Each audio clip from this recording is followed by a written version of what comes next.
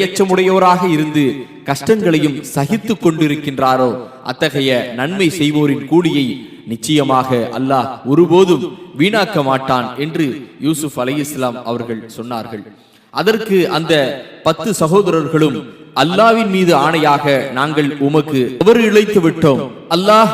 உம்மை மேலோங்க செய்து விட்டான் என்று அவர்கள் பதில் சொன்ன அந்த செய்தியை அல்லாஹ் ரப்புல் ஆலமீன் திருக்குர்ஆனிலே 12வது அத்தியாயம் 88 முதல் 92வது வசனம் வரைக்கும்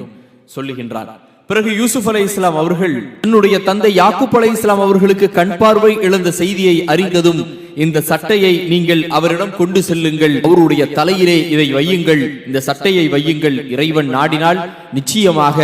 யாக்கூப் அலைஹிஸ்ஸலாம் அவர்களுக்கு கண் பார்வை கிடைக்கும் என்று யூசுப் அலைஹிஸ்ஸலாம் அவர்கள் சொன்ன அந்த செய்தியை அல்லாஹ் ரப்புல் ஆலமீன் 12வது அத்தியாயம் 93, 94வது வசனங்களிலே பேசுகின்றார்.